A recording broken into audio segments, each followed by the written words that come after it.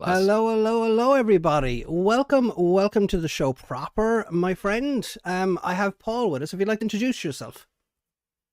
Yeah, absolutely. How are you getting on, everybody? My name's Paul. I'm a Marxist content creator. I hate that term, but it's true. It's not as bad as influencer, but still pretty repugnant all the same. I'm a Marxist content creator from Dublin, Ireland. I have been involved with left-wing organising for the past about 5 years.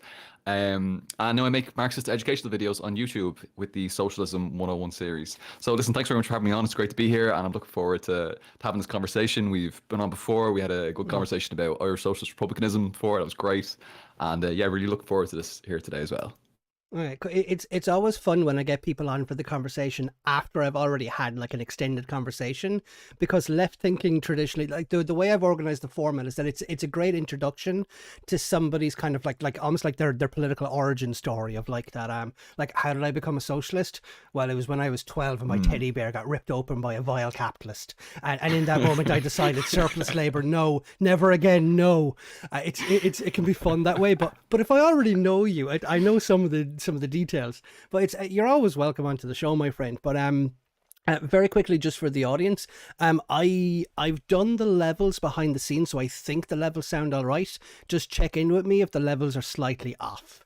But let quickly say, you can't believe I'm sharing my origin story, or we share one.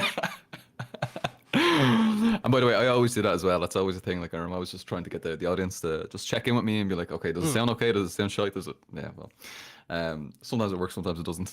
Oh yeah, Hopefully. because it's on one side we're always aware and trying to pay attention to it, but at the other side we'll miss the obvious, and then you'll have members of the Yeah, audience. You'll be like, yeah, the sound is off, and then they'll get back to typing away at something else. It's like, tell us, tell us, please tell us. yeah. Put up a big red flag and let us know that you can't hear It's us. the one time a red flag isn't something you avoid; it's something you pay attention to. Yes.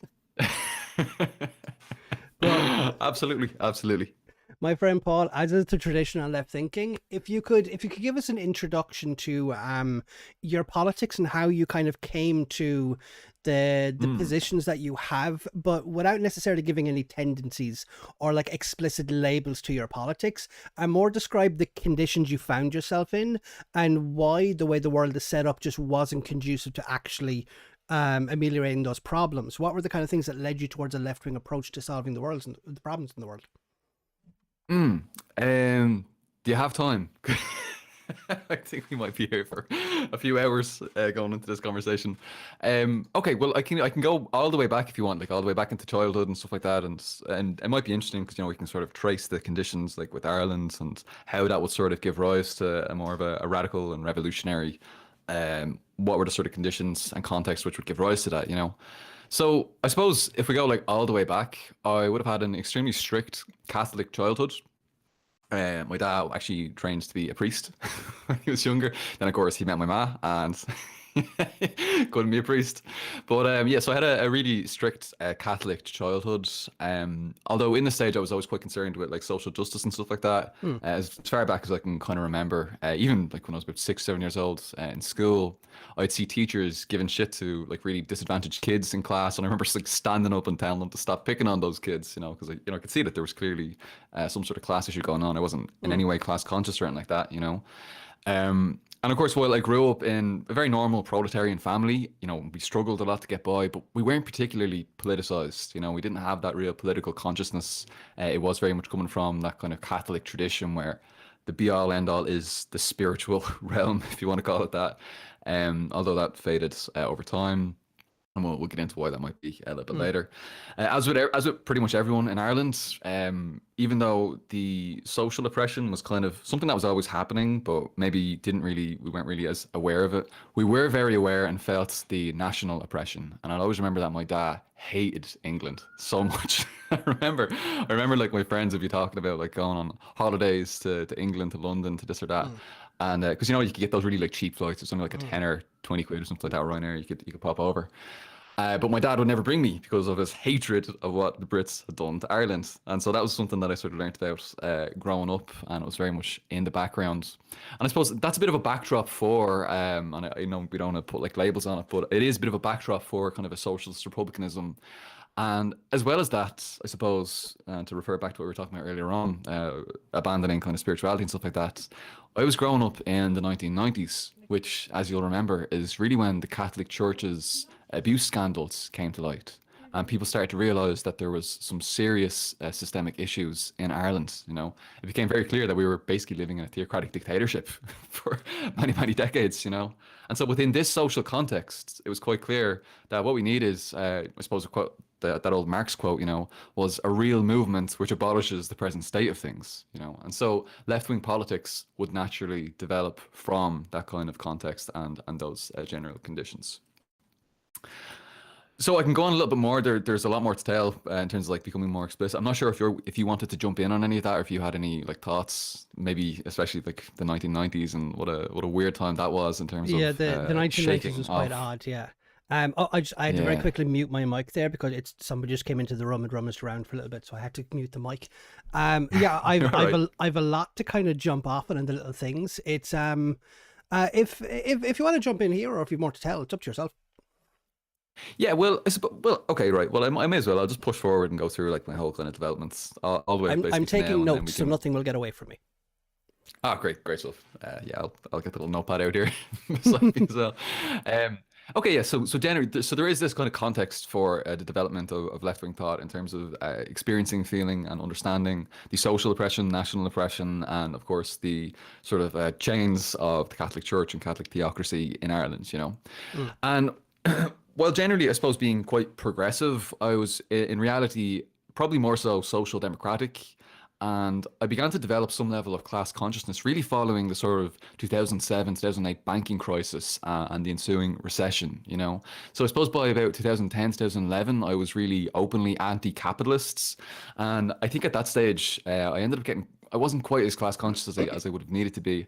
And I ended up getting sucked into a lot of, I suppose, what you might call postmodernist thinking. I was reading a lot of Judith Butler, Saussure, as well as some of the Frankfurt School stuff, Adorno, Horkheimer, Habermas, and so on and so forth, Now, as things got worse in the midst of the recession, I was really warming to what I thought was socialism, but was very much the kind of Bernie Sanders understanding of socialism. So, really, it's just social democracy, but you kind of want socialism to happen, but really you're mostly focused on that kind of reformist path forward. Now I will say you'll notice like this far I've been pretty much just focusing on theoretically focused stuff. I haven't really focused on like practice, and despite attending various protests for this and that, like the marriage equality referendum, which you remember from 2015, and sort of protests and stuff like that in favor of that. I wasn't actually in any organizations. I wasn't organized as such. I wasn't actually politically active and organizing and engaging in proper systemic activism. It was only in 2016 that I really started studying Marx and actually joined a Marxist organization. I'm not going to name any organizations here. I don't want to, get into any issues, but I actually joined a Marxist organization then. And it's from that point on that I generally started to describe myself as a Marxist, being engaged in both theoretical and practical developments. Now, I would say that from this moment onwards, let's dial it back. This organization that I was in was quite eclectic. So there was kind of a mix of Marxism-Leninism, Trotskyism, anarchism, social democracy, quote, left populism, and I suppose a soft touch of republicanism. And this eclecticism, a little bit of this ideology, a little bit of that ideology, just kind of mixing them all together and seeing what works, that really characterized my political development over the coming years. Just trying a few different things, seeing what worked and seeing what didn't work. And that really changed as well, my outlook, and it really pushed me away, I suppose, from more of a reformist parliamentary approach, But I suppose, as you'll know yourself, with the backdrop of revolutionary Irish history, with the IRA, with the ICA, it's always been quite clear that we need some kind of revolutionary organization that approximated a vanguard party. So at this stage I kind of knew this, but I'd still embrace, I suppose, libertarian socialist critiques of unjust hierarchy and so on, and still entertain some kind of reformist parliamentarian positions as well.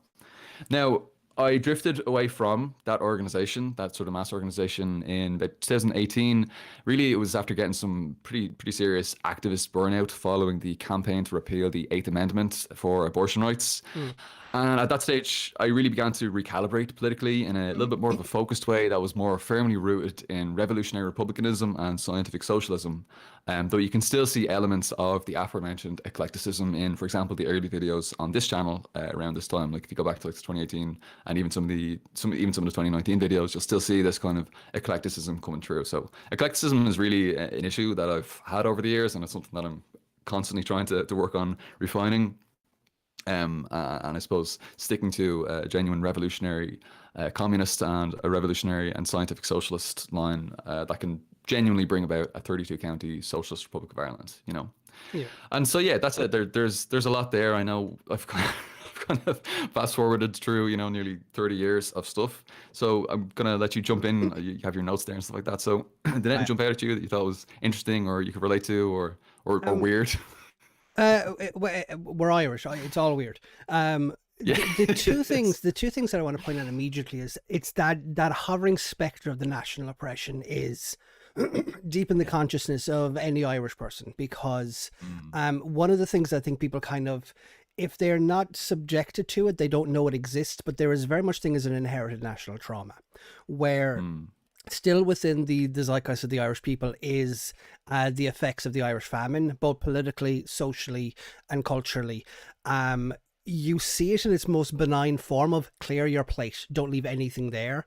And that can trace itself back into the origins of the fact that I'm putting it on your plate means that I had to move heaven and hell to put something on your plate because of the conditions the country was in at the time.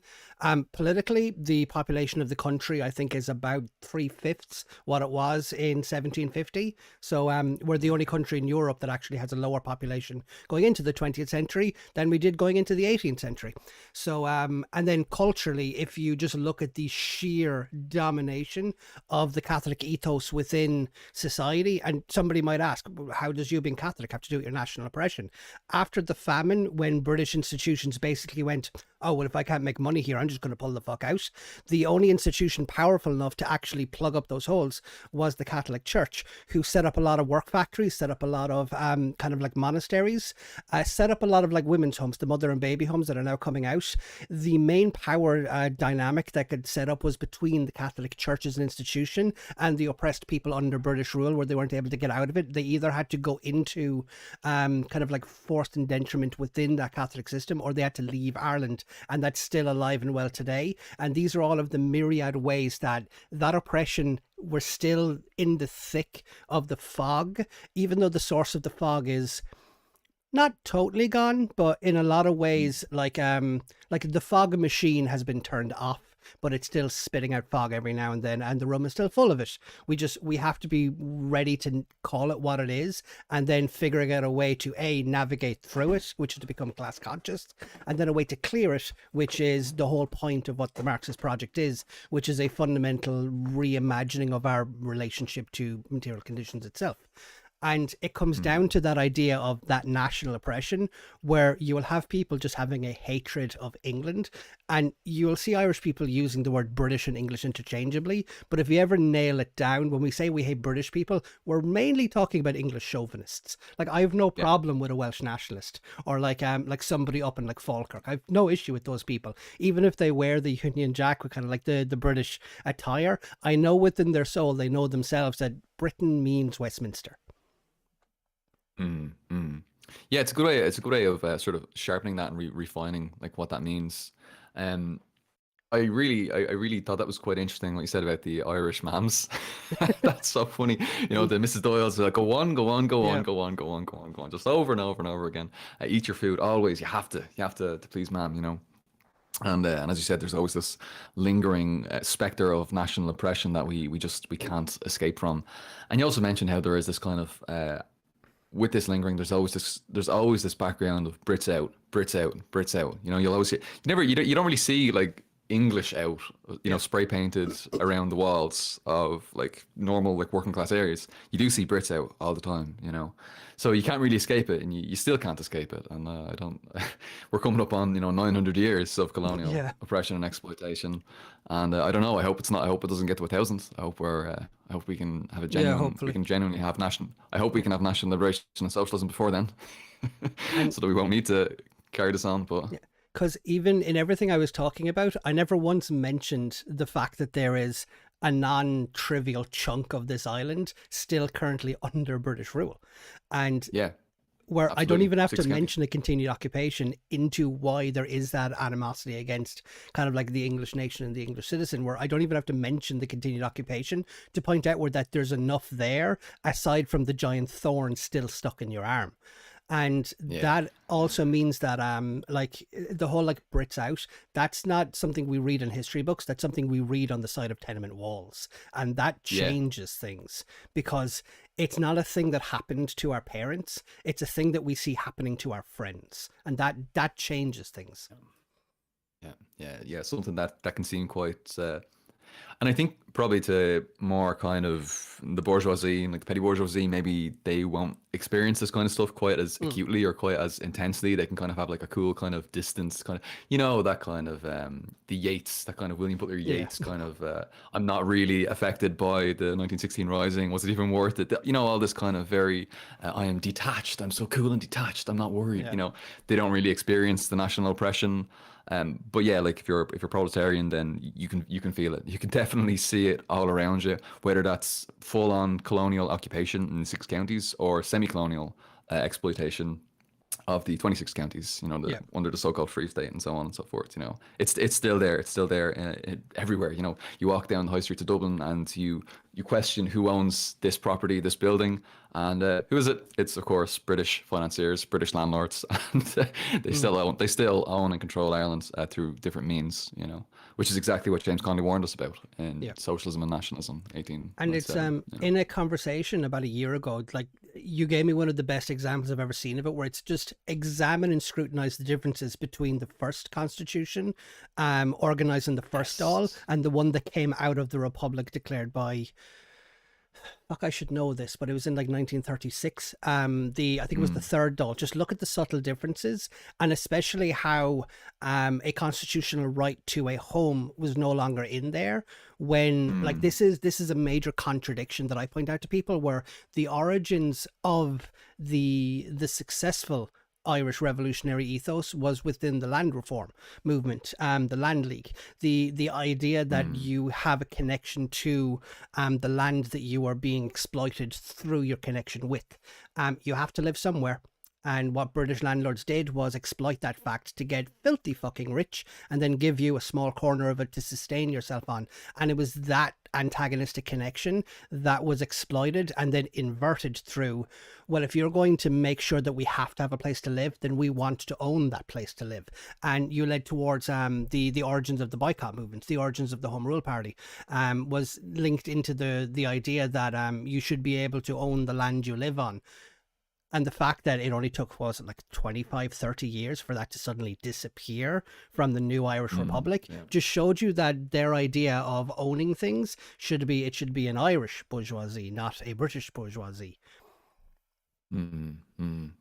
Yeah, you know, this is kind of a question that I struggle with as well, like this idea of like the national bourgeoisie and so on, the William Martin Murphys of the world, but trying to sort of put that in like a modern context, and it's something that I kind of struggle with, like right now, whether it just is, it's all just a comprador bourgeoisie, whether we even have like a proper national bourgeoisie anymore at this stage, whether Mm, they're all just compradors and allies and imperialism and all these kinds. Like there's a really concrete analysis that needs to happen of concrete conditions right now, and we really need to analyze and understand what this means for national liberation, yeah. whether or not there can even be any kind of alliance with, you know, the national bourgeoisie in the conditions of living in, you know, a Western, a developed Western European kind of country. And, you know, so we kind of need to maybe recalibrate uh, our strategy based on this new changing economic situation and circumstances. But yeah, I don't know. There's still a lot of question marks hanging over that particular question. You know, what may have worked 100 years ago, what may have worked Mm. 120 years ago, maybe not be the exact same approach that we need right now. And so always trying to get to the bottom of these things. You know.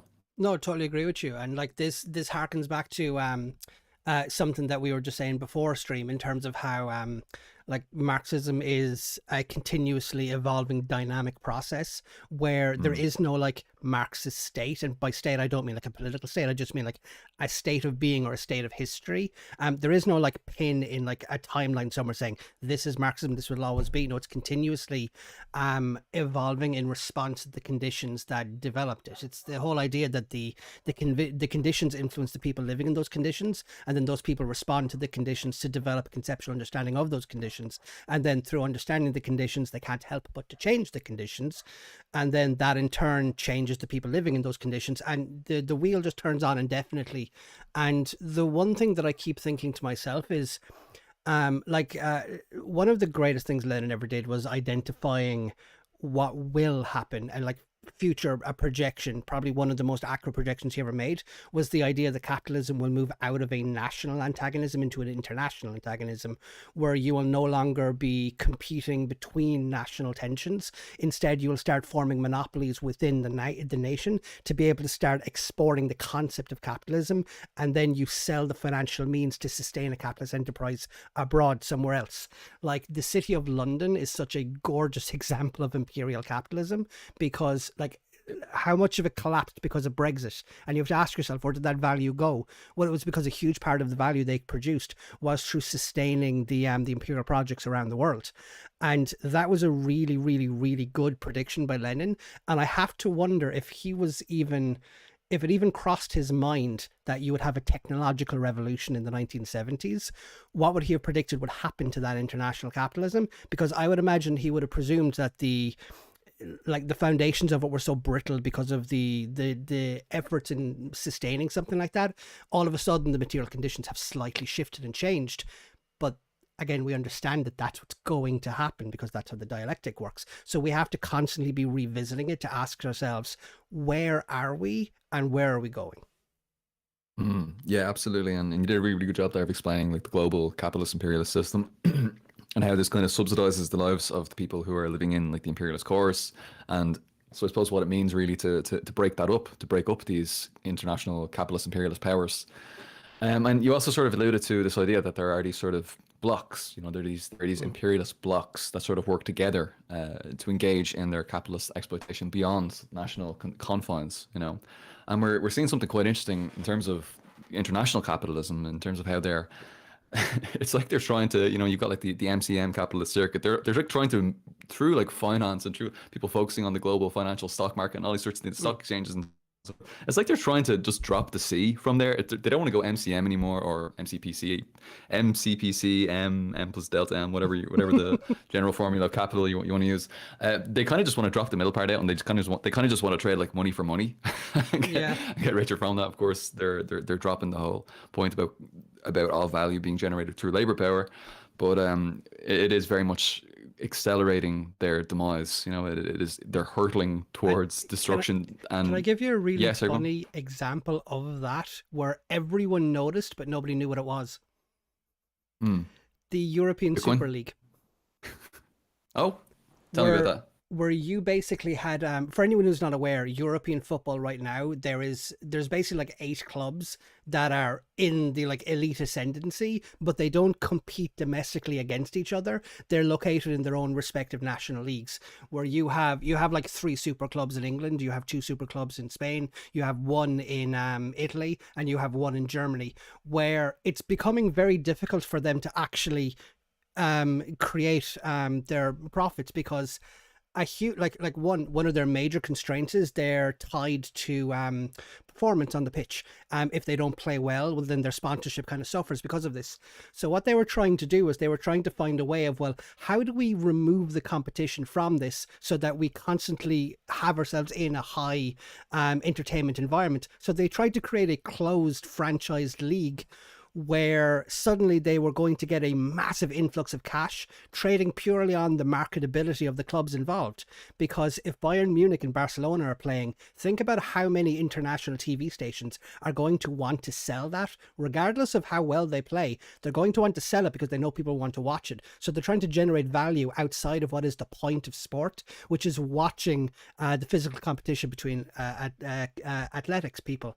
And the American owners so nakedly and beautiful let it slip when they said it's ridiculous that our revenue is dependent upon us performing well in the league. So it's so beautifully pointed out where that they don't want to have to generate the revenue, they just want it. Yeah, that's so funny. That's so interesting. Yeah, and you see these kinds of tendencies towards monopolization. You see all of these issues. You see just in terms of like production. You see people wanting to get away. Naturally, you also see people like naturally just wanting to get away from exchange values. Yeah. You know? And nobody wants to be living in a world that's sort of tormented by exchange value. Everybody kind of wants to get to use value. We want to take these kinds of this and that out of these sort of exchange value circuits. We kind of just want to move towards use value. So yeah, you see these kind of impulses towards communism kind of emerging from every facet of capitalism, because that's what capitalism does. It creates the conditions for socialism. You know, very interesting. Like I haven't seen a centrally planned economy that is so brutally efficient like the NFL. That is probably the best example of a centrally planned economy I've ever seen in my entire life. Because, for God's sake, they get the state to build their stadiums for them, and they just threaten to move them to a new city if they don't do it. It's such a beautiful example of removing all of the risk, but then having so much profit at the end of it. And it's exactly that idea. It's how do you mitigate market fluctuations, which is the point of a centrally planned economy. It's trying to mitigate the idea of those demand curves having unexpected bumps in them. Yeah, absolutely. Yeah.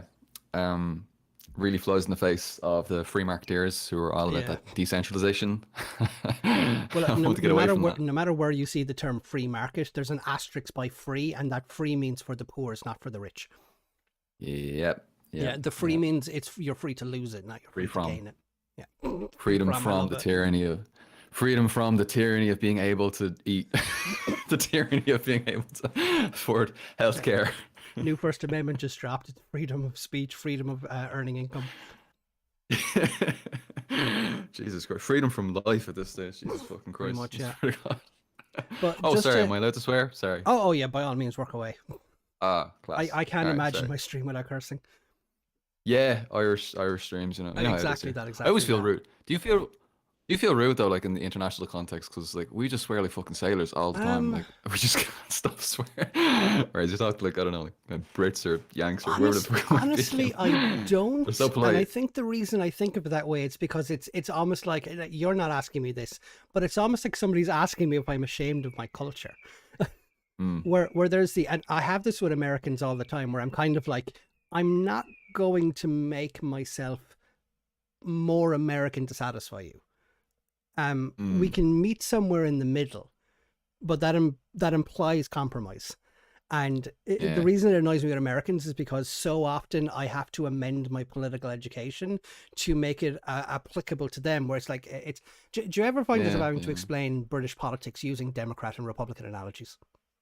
Oh, I hate that so fucking much. I hate that we have to explain even republicanism, by the way. Even just if you start talking about republicanism, social republicanism, you have to translate that.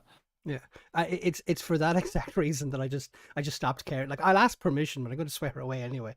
But a huge, because there's also the element of like I grew up in like working class families down in the south of Ireland and around Munster, like the Limerick Cork Waterford connection. We swear incessantly in kind of like the slum areas. It's just like if I want to say hello to you, I'll call you a gal. It's just, that's part of the upbringing. Yeah, in Dublin, it's Dublin. Everyone's a cunt in Dublin. Just everyone. Like, I tried to pull back from saying that, but you know, because that's like the worst word. Right? There's a few different places do that though. So Australia as well. I think Australia are big on the C word, as they say. You know, which is because it's a lot of it comes down to the target of the term sometimes, because if you develop a reputation where it looks like you're only doing it to like feminine presenting people, then it takes on the Americanized concept. But if it's a general term, then it can be very difficult to argue that perspective, because exactly like the I'm about to say the Australian example, where it's very kind of like colloquial and just open, just in the open. For the life of me, I can't think of any ones that are Irish. I think like we say like fuck is just a general term to us at this point. Fucking doing this, fucking that, fucking fuckity fuck. Just it's like, you know, rather than saying like or like we use it as like one of those stop words, you know. Yeah. What's that thing? The fucking thing, you know, we're going to the fucking shop to buy the fucking cheese with the fucking, you know, the fucking thing on it, the fucking and it's just like over and over. Like Love it. if our brains aren't working, if our brains are kind of just like glitching, we'll just say fuck or fucking. Pretty much, yeah. There was one other point you mentioned as well where it came up throughout kind of like your introduction to the conditions that led you left wing, where there was kind of like a sense of eclecticism of trying to kind of like explore what worked through the doing and getting into the engagement with the actual act itself, which I'll I remember in a recent stream you had with somebody, I put a question in chat. I can't remember if I got addressed, but it's the question that I put down was would you rather a tiny but incredibly well-read communist party, or would you rather a huge communist party and not a single one of them had read Marx? And I think it gets exactly to the point where you're kind of getting at, where it's, would you rather people who are doing something and they can be kind of like coalesced towards an understanding, or would you want like a very handful of people who are totally closed into, this is the way I want it? And I think this gets to the heart of the what I saw in what you were saying, where it's that like you're saying around the financial crash, you were like trying to find outlets of like, how do I get involved in doing something and like venting my anger at a system that is broken down, and not necessarily like the personal faults within the system itself. Now we can complain that one person got jailed for the financial crash, but we identify that there was an entire system, a global system, because the bad loans in the houses originated in the US housing market. People seem to forget this. A global economy collapsed because American houses were overvalued. How that happened, I will never fucking know.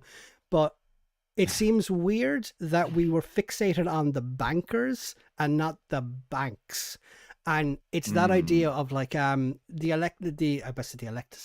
eclecticism kind of like pulled you into kind of like a sucked in disposition in towards kind of like being active within an organization and then moving away from that. And I kind of want you kind of like to get into more of those ideas where like, how do you think that would have been different if you had kind of started with the Marxist theory and started with kind of like the abstract idea before realizing that what they're describing is a practical application of theory?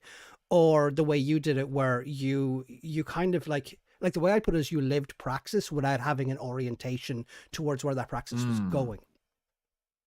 This is such a great question. I really love this question, and I appreciate you bringing this up, because this really gets into the Marxist theory of knowledge and how we understand knowledge to come to be. And it really, we always see this pattern of moving from the particular to the general and back to the particular. And what happened was, I was very much at the particular. I was experiencing this. Okay, so for example, you mentioned we talked a little bit about the recession, the housing crisis, so on and so forth. We'll talk about the particular oppression that we experience and feel in our lives. Now, that might be, for example, struggling with, I can't find a place to live. I can't find a house. I can't find an apartment. Whatever it might be, I'm struggling. My job shit. It's terrible. Maybe you're experiencing this. We're talking about national oppression. We've spoken a lot about that. You're feeling that at the particular level. Then we take that back and we go to the general. We start studying theory. We start studying. We go read our Connolly. We go read our Marx. We start to understand the system of capitalism. Then we get that, and then we take that back to the particular. We go back to the particular, and now with this Marxist analysis, we go and apply that and realize, oh, okay, it makes sense as to why this is happening. This fits into. This is just another one of the boom bust cycles of capitalism. This is par for the course. This has been happening for at least 170 years, probably a couple hundred years more than that, if you extend back into earlier forms of capitalism. And so it starts to make a lot more sense through that. Now, in terms of the question that was asked, which is quite good, do you want a tiny, insignificant, really well-read party, or a big, unread party or organization? We always need to consider these two aspects in dialectical unity with each other. Okay, so theory and praxis together, always bouncing off each other and always informing each other. You know, it's pretty useless if you're in a massive organization with 1 million people who are not engaging in any revolutionary activity, which is, unfortunately, it's a wall that many of us bump up against. You know, we find ourselves just kind of knocking on doors and trying to make something happen. We don't really know what we're doing. We're just kind of bowing down to spontaneity. We're all really angry because we've experienced at the particular level, we've all experienced so many forms of oppression that we see right in front of us, and we're banging our heads against the wall, and we're like, let's just fucking go. Let's just run out onto the streets and raise the red flag and shout and roar. And and suddenly, and socialism is going to happen magically by doing that. And you see a lot of this happening with, for example, like the Occupy movement. The Occupy movement was very much that kind of spontaneous kind of uprising elements. But these things kind of fizzle out. People get burnout. They get activist burnout. They can't keep going, and ultimately that's not capable of. You can't carry through a revolution with just this spontaneous movement. You can't bow down to spontaneity. You need to come back and go back to the general after that. You need to take what you've learned from it and interpret it through a Marxist and scientific socialist lens to make sense of it and to actually understand how can we progress from this, how can we change the present state of things and advance towards communism. How can we actually solve these problems? And that's when maybe the tiny well red party can come in and help and say, well, look, you guys have learned this through your practice. We know this because we read these texts. Let's work together. Now that doesn't work if you've got an extremely tiny party who are isolated and extremely sectarian, and they don't want to fucking talk to anyone because they're like elitists and they're this kind of fucking book club or whatever it might be. That's not going to work very well. So you need to have revolutionaries who are engaged in that mass movement, in that large, maybe misguided mass movement from that tiny group of very well-read individuals who need to be out among the masses. And this is one of the things that really needs to be emphasized these days. If you want to be Marxist revolutionary, you need to be out and among the masses and testing your theory in practice. It's not enough just to have the correct theory, to have the correct lines, so that you can fucking show off when your mates start talking about Marxism or politics or on Twitter to fucking score and dunk on people. It's not enough just to have that shit. You need to be actually putting it into practice and actually testing it out to make sure, well, your theory sounds good, but does it actually work? Have you actually tried it out? Have other people actually tried it out? What have we learned from those experiences? And unfortunately, we can sometimes get stuck, whether we can get stuck at the particular, we can get stuck at the general and not go back to the particular. And they always need to exist in dialectical unity with each other. They always need to inform each other. Theory and practice constantly need to be informing each other, and that's where mass line and things like that come into it. And that's how you really develop a solid proletarian strategy that can carry forward a revolutionary movement. So, I would have to say both. I can't say one or the other. The reason I asked the question the way I asked it is because I deliberately picked two poles that can't exist in reality. So it forces you to engage with what would this look like, and then you're without meaning to, you're trying to think about how do I organize people. So I love that question from that mentality because I love tricking people into doing things. I really do. But it's tricking people into dialectics there. No, I'm going to resist the urge to tangent. I'll get to it later. There's two things I took out of that, because I loved what you said about kind of like, we'll start with the particular and then we'll move to the general and then we'll go back to the particular, or you can begin with the particular, move to the general, and you end up back at the particular. But the idea is that for that to kind of like make a lot more fluid sense, if you, instead of picturing as kind of like you move from here to here to here, think of them as different points on a wheel, where the wheel spins, and whatever point is at the top is just where you are at that particular point in time. So you then end up back in what we have with a dialectical relationship, where they feed into that process of happening. And a good example I can think of is, like you're saying, you have that specific, general, specific, and theory is that general application of trying to identify the kind of like the underlying conditions that are creating the possibility for reality to be whatever it is. Because like when Marx talks about like the base and the superstructure and how they influence each other, that base is the natural way that a society will construct itself around the given conditions that they exist within, how the means of production will orientate themselves, and then how the mode of not the mode of production, it's the relations of production will then kind of like orientate how people engage with those means of production. So you have to be thinking about how would that build itself? How would that construct itself? So that when you then go to them, you can give them analogies that they can relate to. And that is so important. You have to give them something that like eats, breathes, and sleeps their active experiences. Because if I Fred walk up Hampton's to great it, at that. I need to read more Sorry, Fred yeah, Hampton. I He is cut you on my off. list. I really do. Like if I was to walk up to, say, I don't know, so like a financial consultant, like somebody who spends all their day managing like digital bank accounts, and I give them if I describe a kind of like an exploitative situation between proletariat and bourgeoisie, but I use like manual handling of like an 18th century farmhand and their relationship to the farm, it's not something that they can even relate to. So what you've done is you fundamentally failed to make them feel like an individual within that process. And that's why, like, the Communist Manifesto is the reason I consider it important, because it's a historical document. What Marx did, now under instruction, he was asked, I think people forget that the Communist Manifesto, he was asked to write that for a communist organization. He didn't just sit down and go, I'm going to write a manifesto. No, he was asked to explain this to people. So what he did is he took that generalized idea and then constructed analogies that speak to people's experiences. And exactly like you've said, you need to be willing to go into those crowds and speak to people where they are. I mean, Lenin makes this point repeatedly. You have to reach people where they are and not where you want them to be, because they can't wait to be class conscious. And the last point I'll mention is, like you mentioned, of that you have these spontaneous sporadic events happen. The analogy I gave earlier within kind of like the sense of like Irish oppression within the national conditions, where that there is like a thick fog around you. And what we need is a lighthouse. We need something to kind of like anchor, like almost like something we can glimpse and kind of go, okay, we're going in that direction.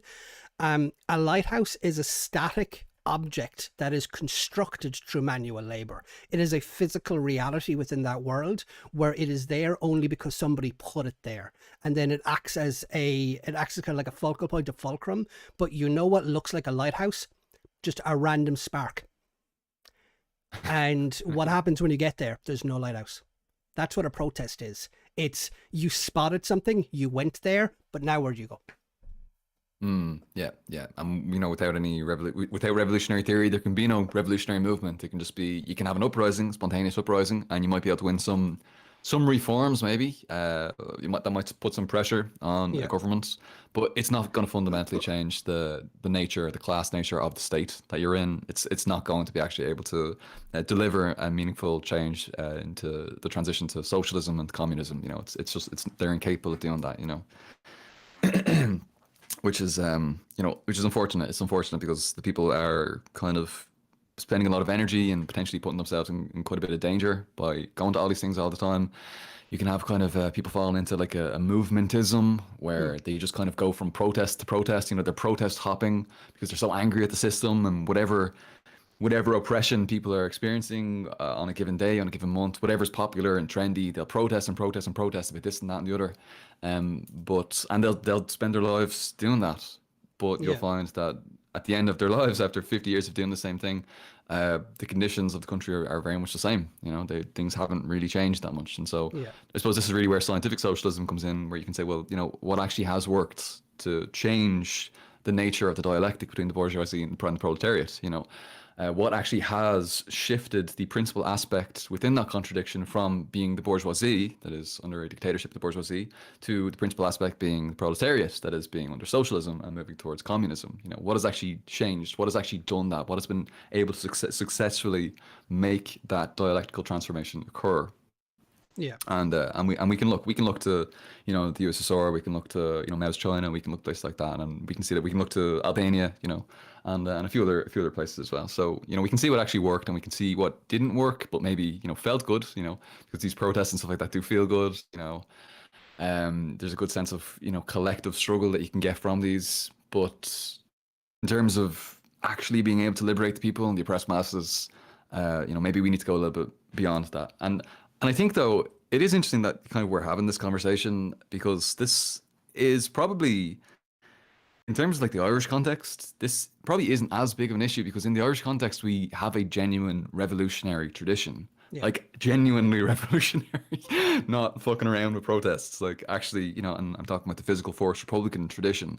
If anything, we're we kind of have to put the brakes on some of that sometimes. There You was know? like 6 separate rebellions between, I think it's 1720 and 1916. There was like 7 separate uprisings from 7 separate Yeah, groups. yeah, and genuine revolutionary uprisings, and Yeah. guns in hand, ready to fucking go. You know, so And it's probably not as yeah. big of a thing here.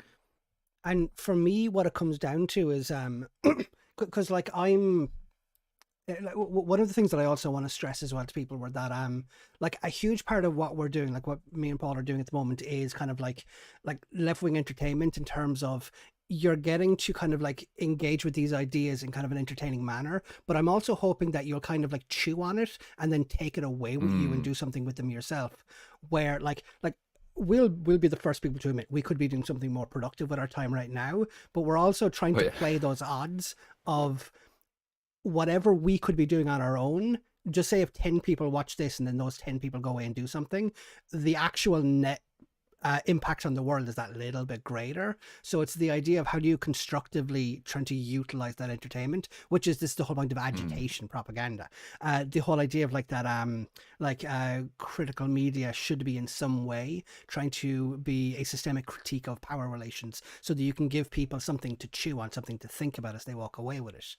um Mm. yeah, just to veer off that, one thing that I want to talk about within the scientific socialism aspect as well is because one thing that I think is very important, that I see this within left-wing circles, like IRL, within organizing groups. I don't see this online, Mm. and this is almost like this is me saying something out towards online groups. Part of the process of scientific socialism, of assessing material conditions, is identifying the limiting constraining factors. When people talk about seed socialism, I think we need to understand how that happens rather than just using it as a way to get around things. Because here's the thing, and I'm sure you'll completely agree with me, it's going to happen again. And unfortunately, the last example we saw Mm. of it was a major roadblock. So we need to be better prepared for it. Because the example that I often give is, if you look Yeah. at the USSR, something happened that allowed a reformist tendency to arise in and around the 1980s that led towards the self-disillusionment illegally, that Hakim was arguing, that you led Mm. to a dissolution amongst the kind of like the upper aspects of it that dissolved the republic.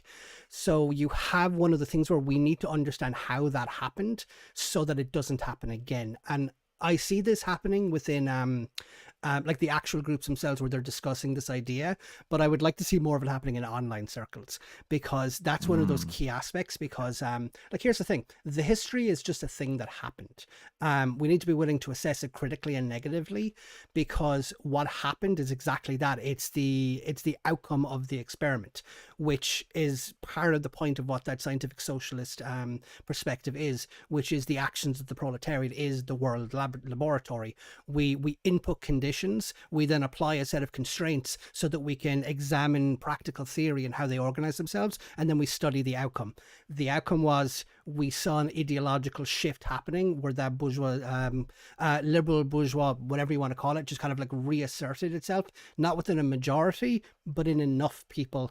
And like I get into the work of Louis Althusser to understand how this can happen, where it's that exact idea that like dialectic is never over. We're constantly trying to figure out, how do we Mm. complete the negation of the negation here? How do we actually reassert that condition to flip that power relation where the workers are in control and have a very meaningful ability to be able to like smother counter-revolutionary forces?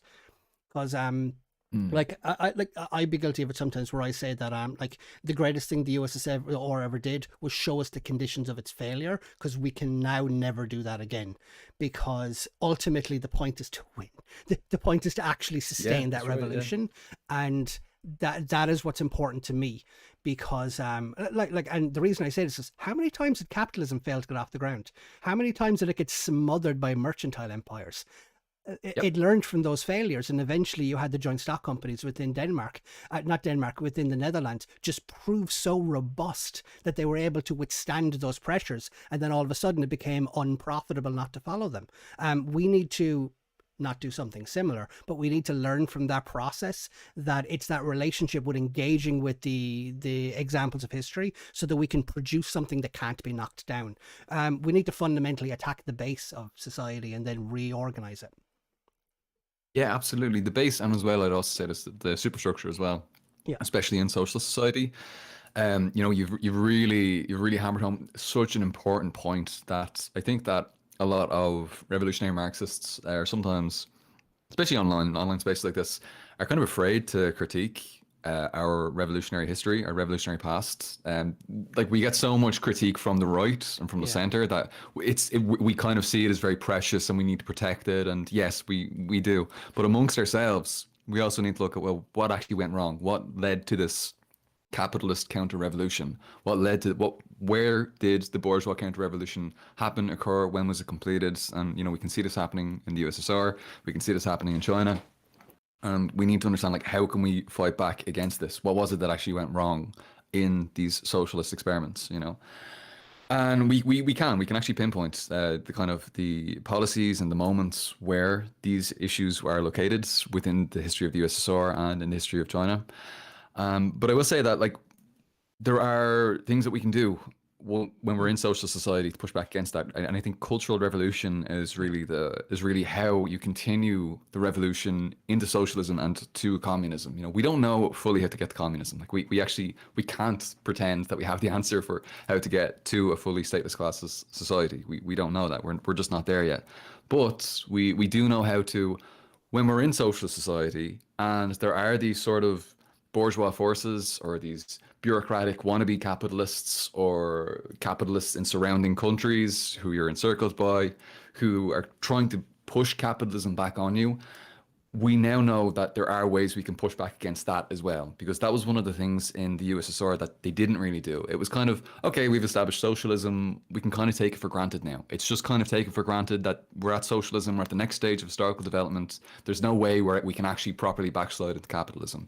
In China, they took very seriously the possibility, and because they were seeing it happen, they were seeing it unfold before their eyes in the Soviet Union. Khrushchev and so on and so forth. They were seeing the undoing of the advances that had been made under Stalin's USSR in terms of socialism. You can have criticisms of Stalin, whatever, but economically it definitely was socialist. And they were seeing that very much kind of be undone by the policies of Khrushchev and then onwards from there.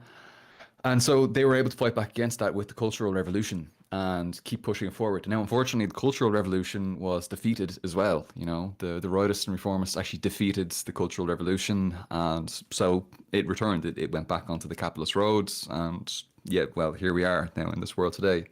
But that's probably the furthest we've ever gone in terms of socialist society. They've advanced us further than anywhere else has. And that's true cultural revolution, not only attacking the base, also attacking the superstructure, lingering capitalist ideology, and empowering the people to fight back against the party which is going wrong. You have Mao telling people to actually bombard the party headquarters, empowering the people themselves to rise up and carry forward the revolution to communism, which is just really incredible. Other things that I think that we really need to focus on, which I tried to bring up at the start there, I got a little bit off track, but is criticism and self-criticism. It's so important that we're always engaging in criticism and comradely criticism and self-criticism. To criticize is a gift. It is not a negative thing. You're helping people, experiments, you're helping them to grow and develop. And maybe you can point out something, an area where they've gone wrong, where they've erred in some way, and you can help from that, and we can all grow from this process. Unfortunately, with liberalism and like with individualism, we see criticism as like an attack on our egos, and we're very hurt by it when someone criticizes us. And we need to get away from that. We need to be able to accept criticism individually. We need to be able to accept criticism of our organizations.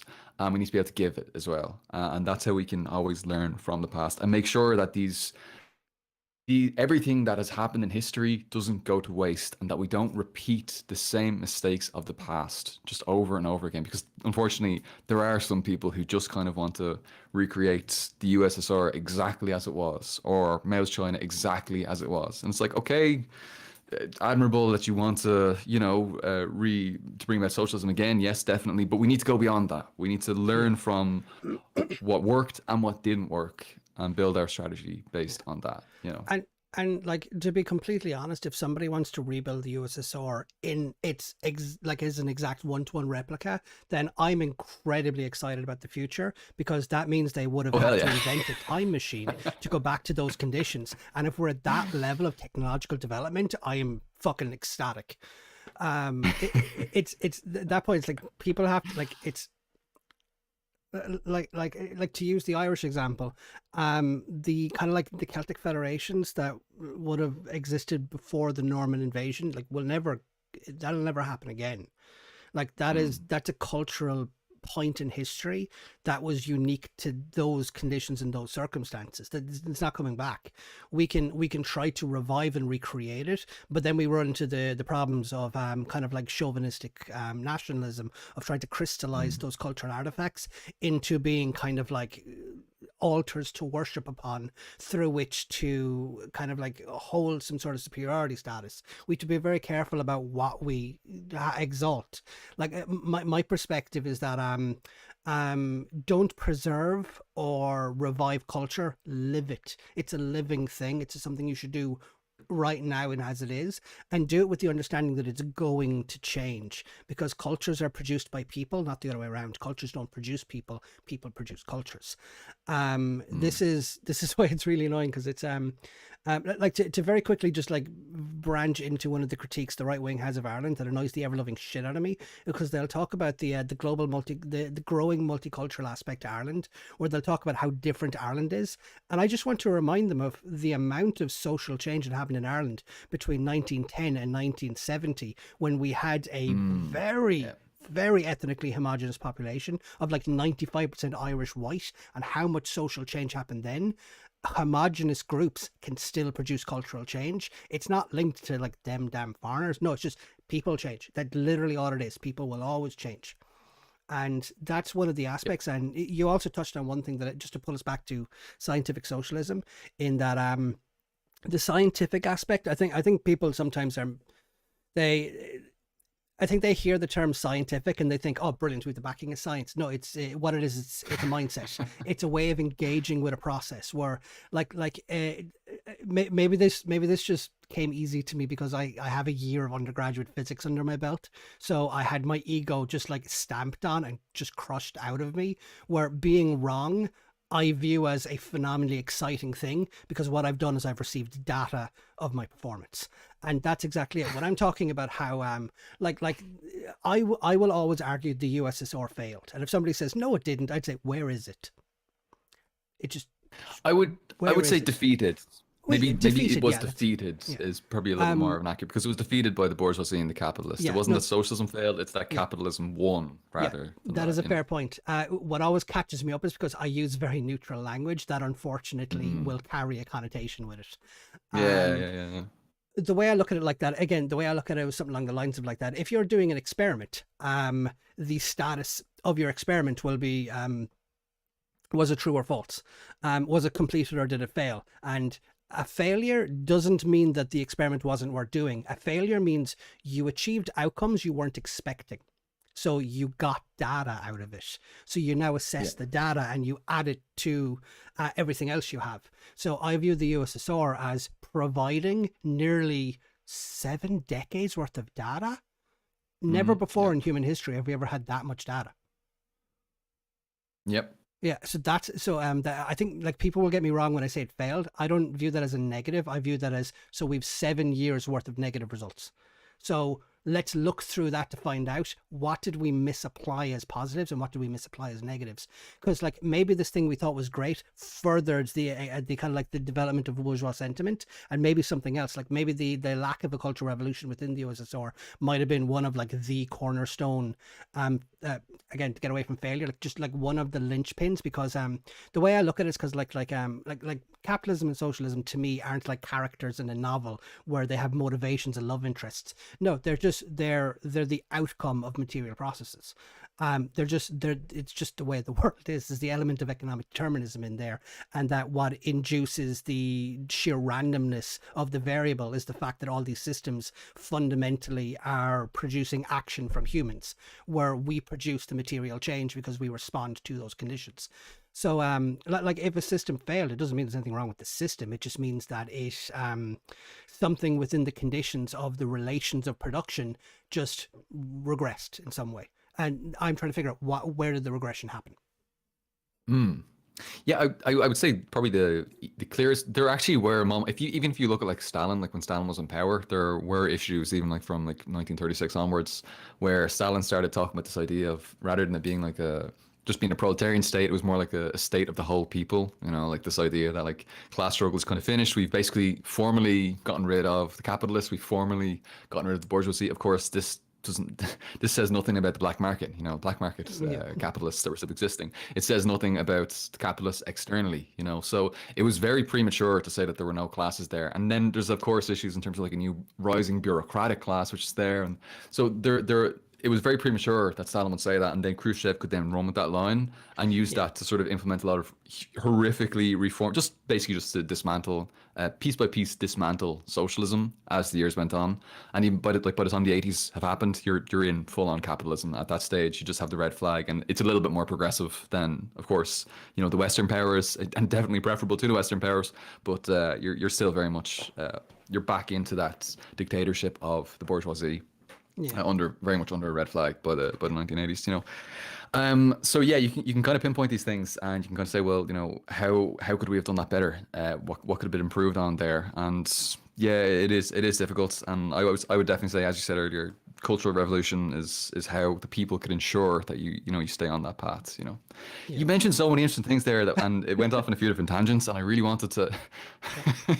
There's one thing very quickly that I think is important just to mention here, and that it's like the conversation we're having should never be to win an argument, should never be to kind of like score points online. It should be with the interest of understanding the flow of history. And I want that to be the main takeaway from all of that, because like we've identified, there are people who have way too much ego in the game, and I just like in a way I want to tell them to fuck off. Yep. Big time. There's one last thing that I want to mention just on that topic, which is Louis Althusser had a concept called interpolation, which I think is quite important in here, where every society is constituted by individuals. Now, this is a fairly controversial term. It's like every single person is an individual within how they experience their relationship to society, but that individuality is not the totality of their existence, because every person is irreparably influenced by the people around them. So your individuality is not all there is to you. And Althusser had a concept of interpolation, which means that power structures can force you to abandon that sense of individualism, where you become subjected to a power relationship, where you view your individual myself as being belonging to that situation, not to that person, but kind of like that relationship. A really good example would be, you're an individual person, but when you're at work being berated by your boss, you individualize yourself as, well, I'm a bad worker. And he argued that this is critical to the shaping of the relations of production, which enables people to view striking as kind of like a loss of their sense of self, rather than a way of recapturing their sense of self. And a lot of Althusser's concepts was trying to deconstruct why you had a communist revolution in an agricultural deindustrialized country, but not in an industrialized country. And he thinks part of it was that if you look at the conditions within Russia, the idea that you're a worker hadn't really embedded itself into the ideology of the place yet, which means that interpolation was more difficult to set in. Whereas in like we see it every day, how many times do people, their identity is their employment, where they're a subject of their boss, where they stop being like they stop being like, hi, I'm Zahn, I work for a technology company. It's actually, I just did it. I literally just did subjugation there. It's a really interesting concept, yeah. And actually, I'd love to dive into Althusser a little bit more. It sounds like a really important point. It reminds me an awful lot of Fanon when he talks in Wretched of the Earth. He talks a lot about violence, and it's particularly violence in the context of anti-colonial struggle, anti-colonial war. He talks a lot about like Algeria and stuff like that. But one of the things that he points out is that the colonized subject becomes human through revolutionary violence, through taking part in an anti-colonial war. The colonized subject becomes fully human, realizing themselves to be every bit as human as the oppressor, as the colonizer, And it struck me as very interesting. You were talking about the social there. You were talking about how when striking, you don't want to be seen as like a bad worker. You don't want to be seen as this kind of guy. But actually, you become more whole when you do that. You become a more whole human. Who is it that said it? Someone said that about Che Guevara.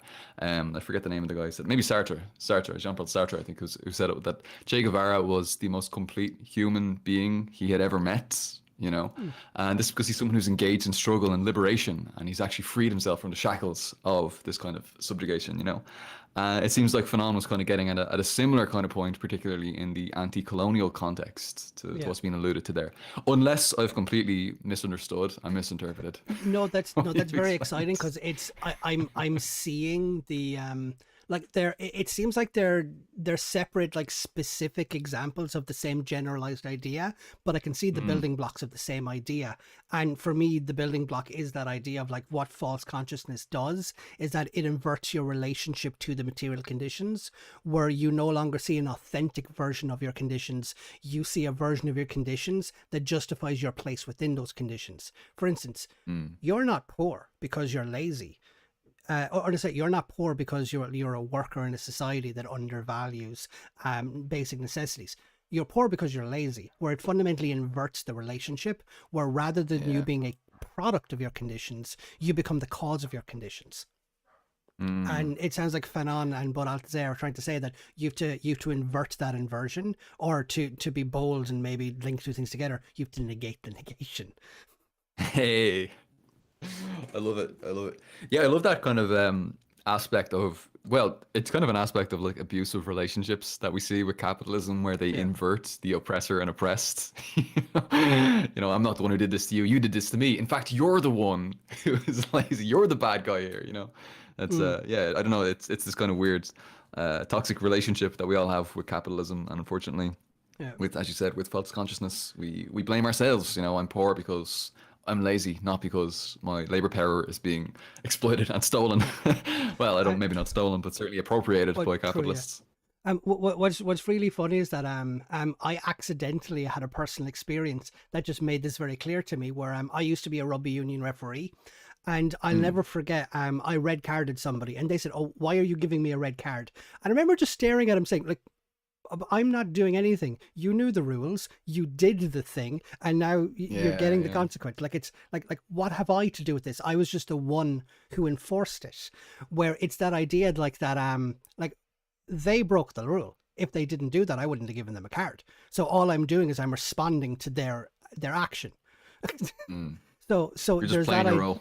Yeah, now I can also interpret this in terms of how you have repressive systems carrying out that same role, but what they'll do is they'll have that whole idea where, like, that, well, I'm not enacting authority. In this instance, I'm saying, no, I am that authority, and I'm perfectly comfortable wielding that authority, because they walked onto that pitch knowing an authentic version of their reality. They know they're not allowed gouge people's eyes out, so I'm going to get rid of them if they do that. And it's that idea of how people can just, like, they'll try to flip the script somewhat so that it's not their fault. And you see, like, how often, like, I'd imagine you or I am and everyone in chat, we hate when a boss says, "This is a family." Oh, Jesus Christ, I hate it so fucking much. Just obscuring the class contradiction. There are few things. Because then when you ask for a raise, you're trying to get more money out of a family member. It's disgusting. Yeah. And you also see this, by the way, and it kind of ties back into what you said earlier on. You were talking about, like, we talked a little bit about, like, nationalism, about national culture and stuff. You see that as well, like, when you have the bourgeoisie uniting everybody under their bourgeois nationalism, Which is something, which is the reason why, like, you will hear like fucking Leo Varadkar jumping on and talking about the health of the nation, as though we're all in this together, as though, the rich people are not able to have a great time and be looked after in their private hospitals and private clinics, and like poor people are stuck and, dying from COVID at much higher levels, and everything's much, much worse, disproportionately based on class and a few other things as well. But this is another issue that we need to struggle with. If you are, a colonized or semi-colonized person, then you need to be always kind of looking at the limitations of nationalism in these kinds of contexts, because as we know, like in the context of like an oppressor nation, nationalism is always going to be a negative and reactionary thing. But in the context of an oppressed nation, nationalism can potentially be quite progressive and liberatory in terms of the national liberation struggle. Of course, you don't want to get into that weird kind of blood and soil kind of stuff, Yeah. but national liberation can be a thing. We do need to fight oppression in all of its forms, and if national oppression exists, then the nationally oppressed are going to rise up and fight that. But at the same time, even within a nationally oppressed culture, you do have the bourgeoisie here trying to take us in, trying to trick us and fool us. We're all this family, we're all this nation. And so you will have the William Martin Murphys of this world, you will have your Leo Varadkars, you will have the capitalists trying to make it seem like we're all on the same page, like we're all having the same experience. And so it's kind of like what you said earlier on about like with the bosses and that, and you're not gonna strike against your family, are you? Yeah. Well, you're not going to do a revolution against your family, are you? You're not going to engage in physical force republicanism against your family. Our whole nation, we're all struggling in this together. You wouldn't do that against us. And so, yeah, it can be used in a way that's very, very oppressive, and I suppose that can perpetuate the current state of oppression and the current state of things, Yeah. And there's a there was a way you described it in your Socialism 101 series in dialectical materialism, in how the kind of like the stages of the dialectical process emerge themselves, in that like, just to name the three, you have thesis, antithesis, synthesis, where it's incorrect to think of them as three distinct stages, and more kind of like the way I put it is like, think of them as fish in a river. Where they are is kind of inconsequential. It's the fact that they're existing in a thing that's constantly moving. That's the point. And that you can trace a path between them, but where they are doesn't really matter. There's just that there is an interaction between them. But the point you made that I thought was really, really good and really important was that synthesis and thesis, thesis and antithesis, arise simultaneously as a response and reaction to each other. Where like the example you gave was, it doesn't make sense to be an exploiter if there's no exploited, and you can't be exploited without an exploiter. Yeah. So the contradiction emerges as a result of the contradiction. It's a fucking tautology. No shit, contradictions are contradictions.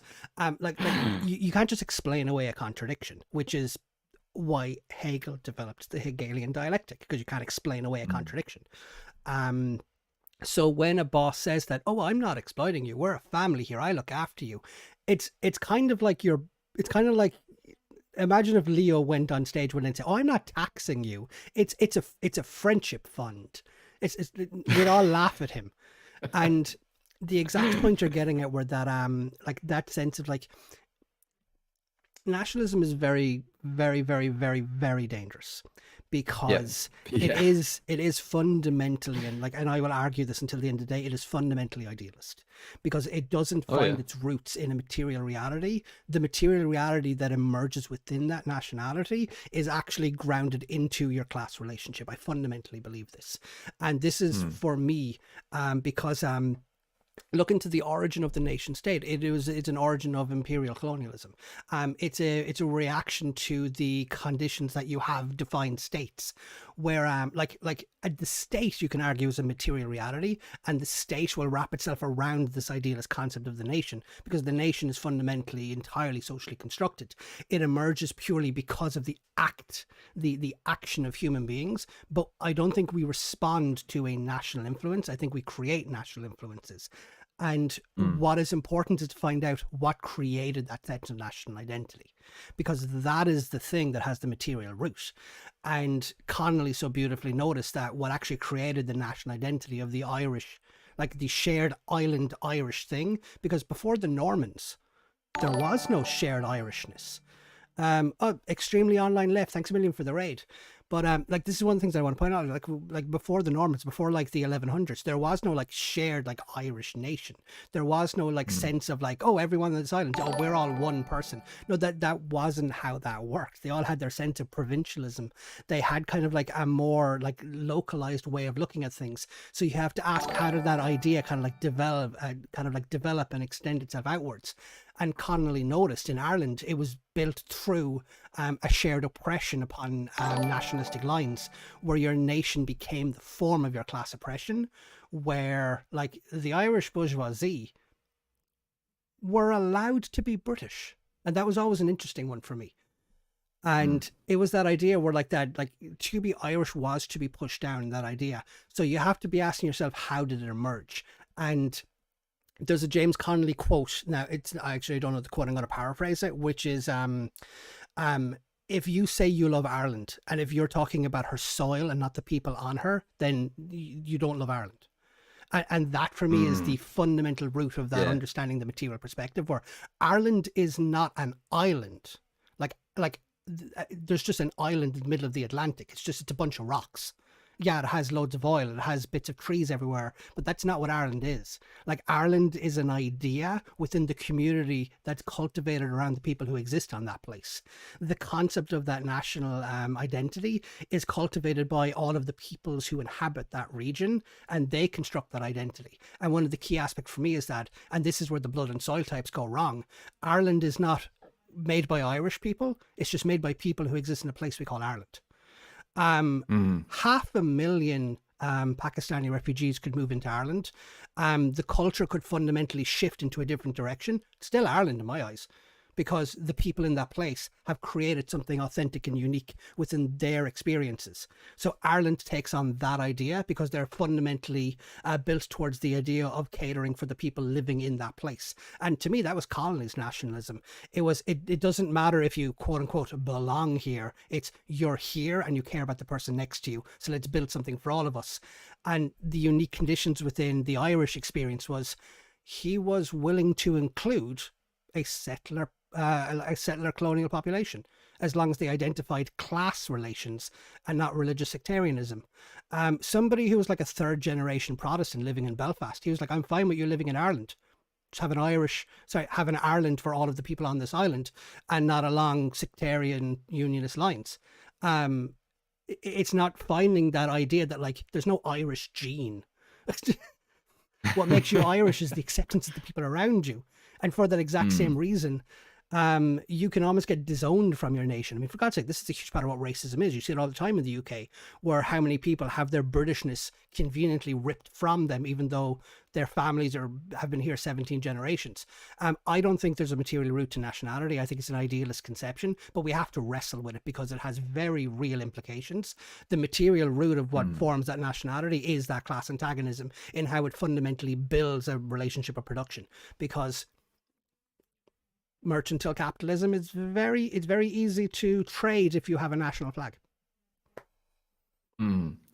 Yeah, you brought up some really, really interesting points there, and I think it's really one of the things that I thought was so interesting is how you pointed out how we are defined by our national oppression. There's this collective shared identity of national oppression, which there has been since the 1100s, And so I think that's really important. And I think it is also a really good point that you bring up that, can we say that nations are material? I mean, there is a sense of trying to make them material, I suppose, even if you look at kind of like the Marxist conception of a nation, if you look at like Stalin's conception of a historically constituted, stable community of people formed on the basis of, common territory, language, economic life, psychological composition, which manifests in a common culture, so on and so forth. And there's a sense of trying to impose some level of materiality onto it. But I think that a better way of looking at it is that it's immaterial but objective. Like capital itself. Like you can't look at capital and find capital itself. It's immaterial but objective, and we can find it and we can see it, and it is real.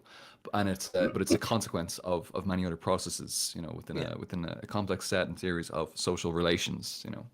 But yeah, I really like that point. I think that's really important, what you said about us being defined by national oppression. Because we are nationally oppressed, and I suppose in a sense that kind of creates a collective sense of national identity as a result of that process of national oppression. from our national oppressors. And the way, like, even the way I interpret that Stalin quote is because he's identifying the peoples, not the place. And he's talking about how people will have an attachment to a place, but that place is not what made them that nationality. It was those people made that place tied to that nationality, which like we have the second largest diaspora in the world in history. There is, I think there's about 350 million Irish people living abroad who have some sort of connection to this island. And what makes them Irish has nothing to do with the island. It's the community they left. And that's the point I want to get at, where it's that community, because mistakenly viewing the place to be the root of the nation fundamentally gets in the way of like Basque separatism right now. Are they Spanish or are they Basque? It has nothing got to do with the place. It's the community. It's the people. And again, just to reiterate it, like, I know you understand this, but I just want to say this again for the right-wing fuckers in the chat. It's not blood. It's not soil. It has nothing got to do with your genetics, nothing got to do with your family. I don't care how long you've been in a place. It's got to do with whether or not you're building towards a collective sense of solidarity and a collective communitarian aspect within that group. If I move to Barcelona tomorrow and I set up a shop in the high street and I like learn Basque, I learn the language, I start learning different mannerisms, and my kids go to a Basque school, I'm Basque in all the ways that matter, which is because I'm contributing towards that culture. And like I said earlier, cultures are birthed by people. People make cultures. Cultures don't make people. And like this is the root of my nationalism, which is made by communities. It's made by communities, and it's almost like a sports team. People can come in and be fans, and it's kind of a ridiculous idea to say, "Oh, you can't be a Man United fan." Why? Because I am. It's a ridiculous idea. It's just not enough. You can be one if you want to be. All you have to do is meaningfully commit to the betterment of that community. Yeah, absolutely. And yeah, I suppose as long as there is that kind, if we're talking like Irish national identity, I mean, like, if you're engaged in Irish national activity, you know, if you're experiencing Irish national oppression, and if you're living in Ireland, you know, you probably are on some degree, you know, to some degree, whether or not that's, you know, being one of the people who's paying off 42% of EU banking debt as a result of the bank bailout. You know, we're all fucking doing that. Nationally, we're taking on that burden of over €8,000 per person on this island, you know, despite the fact that everyone else in the EU is paying off about, what, 200, €300? And we're paying off, each of us is paying off about over 8,000. You know, there's something fucking weird going on there. And a huge aspect behind that is because it's looking at, like, it's either like the GDP or the nominal GDP, because we have a two-tiered economy where the domestic economy is worth like a 20th of the international economy of our pharmaceuticals and shit. So we're essentially being asked to pay off what is America's tax balance, because they're thinking, well, you're all rich, look at your GDP. I mean, like, here's a funny one. Do you know, during coronavirus? It's useless for Ireland. Yeah, but like, here's a funny fact. During coronavirus, we recorded economic growth, because of how skewed our economy is into that multinational trade. Jesus Christ. Yeah, and we didn't feel a single cent of it, and it's always been the way it's been. Here, I just want to check in time-wise. Sorry, say again. Yeah, I think we'll wrap up. I think we'll wrap up pretty soon, if that's okay. I'm pretty hungry. I need to get a little bit of lunch and stuff like that. Oh, but, that's no problem. I think it's a really important point that you brought up there. Like, none of us have ever experienced the end of the recession. You know, after the, you know, quote, Celtic Tiger, like, we never recovered. The big pharmaceutical companies, they recovered. They got on grand. They're having a lovely old time, as you said.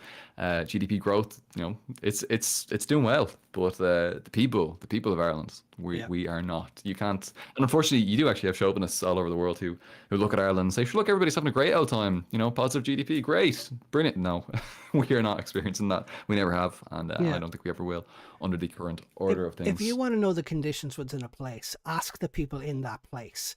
Don't look at the IMF. Don't look at the Wikipedia articles. Ask the people living in that place. And what's even more authentic is because like the experience you've had living in upward kind of like what's it like? I'm in the south of Ireland, you're in the east of Ireland. Very different economic circumstance attached to that, because the historical descriptions between the two, like, your part of the country is far more urbanized and industrialized, whereas mine tended to be that little bit more rural with the two urban centers. So there's less affluence in my part of the country, where we have two very different experiences of living in Ireland that won't be reflected in a Wikipedia article. That's true, actually. Yeah, that's true. And there's also many different issues there as well with regards to, I mean, because Dublin or Ireland is so like heavily centralized around like Dublin and stuff like that. And you know, you can talk about like there being like brain drains, like everybody has to go to Dublin, everybody has Yeah. to commute to Dublin all the time. And so that's something that really like myself, like living like fairly centrally in Dublin, like that's just not something I'd need to worry about too much. But I suppose the other side, the flip side is that outside of Dublin, you can probably afford rent. Okay, Well, so at least you just have that. that's the ridiculous thing. It's like Dublin is so ridiculous. Like the rest of the country is It's ridiculous as crazy. well. But I I Yeah, I need to check somewhere. I think you've like the third highest rents in Europe. probably in the But world at this stage. you know, I would not be surprised. One of the major problems is Dublin is just becoming inhospitable for even the people who live there. I Oh, used to always say this totally. about Ireland, and I love this description. Ireland is one of the best places in the world to live, unless you want to actually live here. Yep, no hope of a good life with this with these conditions under this bourgeois government. But anyway, onward to socialism and national liberation. Everything will be okay after then. Yeah. I hope. So is there anything that we didn't really get to that you want to like get into before we let you go? Any kind of like any topics or even that you want to revisit just to kind of like wrap up with a little bow? No, that was great. I love that. It was a lot. It was a ton of fun, and I know we're gonna do this again. Oh, So if definitely, there's something that comes to 100%. mind, you know, I'm probably gonna be there tonight. I'm gonna be like, oh, sure, why wouldn't I talk about that? Or I kind of touched on this, and then I went off on a mad tangent. We'll do it again. It's grand. We'll make it happen either on your channel or on my channel. We'll definitely do this again. Definitely 100%. So it's all So good. my friend Paul, thanks a million for popping on. To let you go, if you'd like, can you just let people know where they can find you? Any upcoming projects you have going on, or if you have any comrades who have projects that you want to get a shout out to? Oh, brilliant. Thanks very much. Yeah, so I'm working on a Socialism 101 series at the moment, which really just goes through the basics of Marxism. So if people are interested in that, I am releasing those probably, I think, once every 2 weeks, maybe a little bit less than that. They're a little bit difficult to make. To make. Takes a little bit longer than I expected. But you can find a Socialism 101 series, which is going to be going through all through scientific socialism, going all the way back to Marx, through the developments of Leninism, Maoism, and so on and so forth, up to the modern day with the revolutionary struggles that are ongoing at the moment in, for example, places like in the Philippines, India, Afghanistan, Peru, all these other sorts of places. And so I'm going to be going through all that sort of stuff. Please check that out. You can subscribe to my channel. It is called Paul Moran, or it might be Paul M by the time you're watching this in the future. I don't know. I'm going to probably move in that direction at some point. But yeah, you can check that out. Let me see. People to shout out other channels that are worth checking out. I would say one of the people that I would recommend really giving a little bit of support to right now is Prolkult. Prolkult. I can never pronounce that fully correctly. Prolekult. Prolkult. They're struggling a little bit at the moment. It's an amazing channel. They make documentaries, Marxist documentaries. And I know they're struggling a little bit financially. So if you have a euro or two, please, please, please, please go check out Prolkult. Amazing channel, amazing documentaries, and give them €1 or €2 per month over on Patreon. It'd really, really help them. They're struggling. They're having a tough time. And I think it'd be really, really good to just to help out Marxist content creators because shit, the YouTube algorithm doesn't help us. You Yeah. know, we don't get the backing. I really wish that George Soros was sending us loads and loads of money, but unfortunately, we're all fucking broke. So if you can, please help out these comrades who are, you know, pretty sincerely committed to like a non-sectarian Marxist education and that kind of material. So get over there and help them out. And yeah, I don't know. Can you think of any good channels that aren't getting enough love at the moment that you want to give a little nod to, I'm so or even insular. podcasts around it? I honestly have no idea. Like I rely on these to help me spread out my wings to figure out who's doing what. I find it so hard to keep up on things. I don't know who's doing what and Too where and many. when. There's too many great ones. Peace Report's amazing. Space Babies, amazing. Fuchiko, new channel, starting doing some really, really good stuff. Yeah, I don't know, just any of the guests that you see. Rad Reads, Brianna from Rad Reads is coming on my channel tomorrow. We're going to be talking about Franz Fanon's Wretched of the Earth. We're going to do a little stream about that, and they have a fantastic channel, which I really recommend checking out. That's called Rad Reads. It's kind of the left wing of BookTube. You know what's called BookTube, where there's like they do like reviewing all of these kind of radical books and radical texts. Particularly, Brianna deals a lot with like kind of Black liberation stuff. So you know, you check it out if you're interested in learning about like like Black Panthers stuff. You know, that's the channel you want to go to. You know, so check that out. Check out Rad Reads. It's really, really good, really, really useful. And yeah, that's me. Listen, Zan, thank you so much for having me on. It's been a ton of fun. It's always educational, informative, and a lot of fun. I hope you've had a good time. Hope you had the crack. Oh, I Hope have it's been indeed. I've has been enjoyed a it. nice, especially on a sunny. Is that, I don't know. Is it sunny where you are? It's It boiling is. where I am. Ireland isn't Roasting. that big. What was it like? We're a shower apart. That's basically it. If it rains here, it'll rain where you are in 20 minutes. Yeah, lovely sun. But it's, my friend, thanks a million for popping on. I've thoroughly enjoyed it. You're welcome on anytime. Absolutely. It's been an absolute pleasure. Listen, thanks so much. It's been great, Zan, and I'll talk to you again soon. Okay? Take No care. bother, my friend. Cheers. Bye bye.